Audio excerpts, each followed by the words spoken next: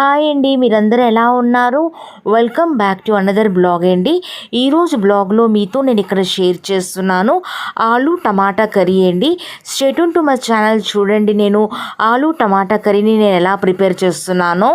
ఆలు టమాటా curry prepare చేయడానికి stove పైన మూకుల్లో నూనె వేసి వేడవడానికి పెట్టానండి. నూనె వేడయ్యాక ఇప్పుడు తాలింపులో ఇక్కడ ఆవాలు జీలకర్ర వేసాను. ఆవాలు జీలకర్ర చూసారు కదా, ఇక్కడ మంచిగా చిట్లడం మొదలైంది కదా. ఇప్పుడు దీంట్లో ఆల్రెడీ కట్ చేసుకున్న ఉల్లిపాయ ముక్కల్ని వేసానండి.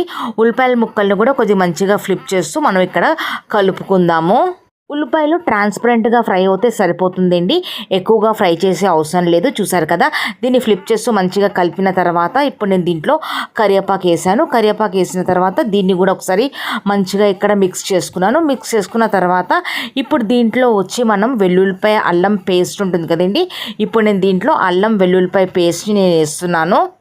అల్లం వెల్లుల్లి పేస్ట్ వేసిన తర్వాత దీన్ని ఫ్లిప్ చేస్తూ మంచిగా ఇక్కడ కలుపుకుందాం. అల్లం వెల్లుల్లిపై కొద్దిగా పచ్చివాసన పోయేంత వరకు మంచిగా మిక్స్ చేసుకోవాలండి.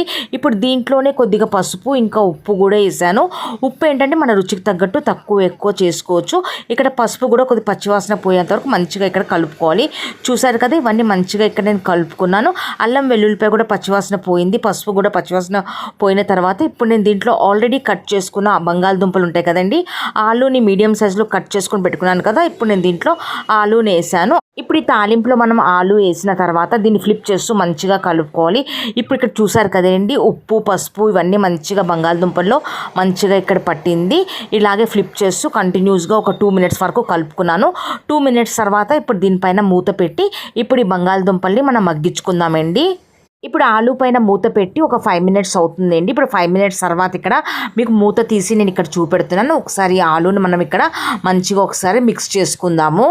ఆలు పైన ఓన్లీ 5 minutes మూత పెట్టాం కదండి, ఆలు ఇంకా మగ్గలేదండి.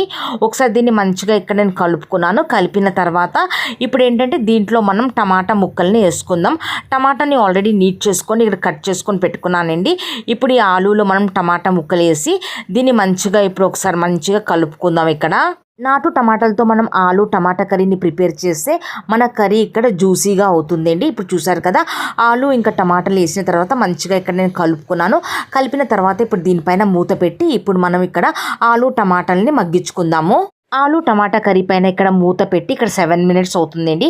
7 minutes తర్వాత ఇక్కడ మూత తీసి ఇక్కడ మీకు చూపెడుతున్నాను. ఒకసారి ఈ ఆలు టమాటాలని ఇక్కడ మంచిగా ఒకసారి మనం కలుపుకుందాం. ఇప్పుడు చూసారు కదా, టమాటా ముక్కలు కూడా ఇక్కడ మంచిగా మగ్గిపోయిందండి. టమాటా ముక్కలు మంచిగా మగ్గిపోయిందండి. ఇప్పుడు ఏంటంటే మనము గరిటితో కొద్దిగా ఈ టమాటా ముక్కల్ని ఇక్కడ కొద్దిగా మెదుపుకుందాము. ఆలు టమాటా కర్రీని కంటిన్యూస్గా కలుపుతూ ఒక 2 minutes అయిందండి. 2 minutes తర్వాత ఇక్కడ చూసారు కదా, టమాటాలు ఇక్కడ మంచిగా మెత్తగా అయిపోయింది, ఇంకా జ్యూసీగా కూడా అయ్యిందండి. నాటు టమాటాలు కాబట్టి టమాటాలు కూడా తొందరగా మగ్గిపోయిందండి.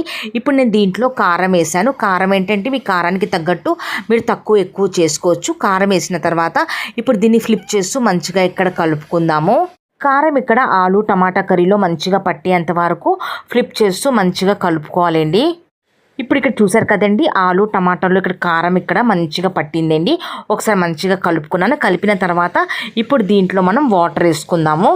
ఆలు టమాటా కర్రీలో కారం మంచిగా పట్టిన తర్వాత ఇప్పుడు నేను దీంట్లో గ్లాస్ నీళ్ళు వేసానండి. మీ గ్రేవీకి తగ్గట్టు మీరు వాటర్ని ఇక్కడ తక్కువ ఎక్కువ చేసుకోవచ్చు.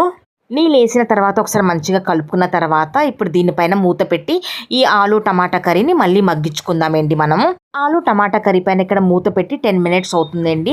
10 minutes తర్వాత ఇక్కడ మీకు మూత తీసి నేను చూపెడుతున్నాను. ఇప్పుడు చూసారు కదండి, నూనె కూడా ఇక్కడ సపరేట్గా పైకి వచ్చేసింది. ఇప్పుడు ఈ కర్రీని మంచిగా ఇక్కడ ఒకసారి మనం కలుపుకుందాము. నీళ్ళు వేసిన తర్వాత ఈ ఆలు టమాటా కర్రీని ఇక్కడ నేను మీడియం టు హై ఫ్లేమ్లో ఇక్కడ కర్రీని ఇక్కడ నేను మగ్గించుకున్నానండి. ఇప్పుడు ఇక్కడ చూసారు కదండి, ఆలు టమాటా కర్రీని మంచిగా కలిపిన తర్వాత నేను ధనియాల పొడి వేసాను. ధనియాల పొడి వేసి ఒకసారి మంచిగా కలుపుకున్నాను. కలిపిన తర్వాత ఒకసారి ఇక్కడ ఆలును కూడా ఇక్కడ ఒకసారి చెక్ చేసుకున్నానండి. ఆలు కూడా ఇక్కడ మంచిగా మెత్తగా మగ్గిపోయింది. ధనియాల పౌడర్ వేసిన తర్వాత ఒక 1 minute కలిపానండి. కలిపిన తర్వాత ఇప్పుడు లాస్ట్లో ఇక్కడ కొత్తిమీరని వేసుకున్నాను. వేసుకున్న తర్వాత ఇప్పుడు ఒకసారి కలుపుకుందాం.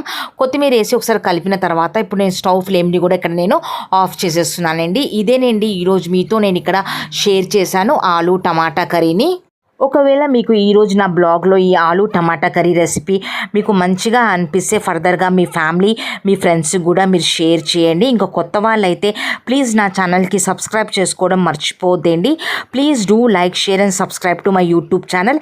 ఇంకా బ్యాచిలర్స్ కానీ హాస్టల్స్లో ఉన్న వాళ్ళు కూడా ఈజీగా ఈ రెసిపీని ప్రిపేర్ చేసుకోవచ్చు. డెఫినెట్లీ మీరు ఈ రెసిపీని ట్రై చేయండి. ఫేస్బుక్లో చూసేవాళ్ళు నన్ను ఫాలో చేసుకోండి. ఇంకా తెలుగులో ఏదైనా తప్పుగా మాట్లాడితే నన్ను క్షమించండి. సరేనండి, మళ్ళీ కలుద్దాం మనం లాంగ్ వీడియోలో ఇంకా మినీ బ్లాగ్లో. థ్యాంక్ యూ వెరీ మచ్ మీ సపోర్ట్ కోసమండి. Thank you once again.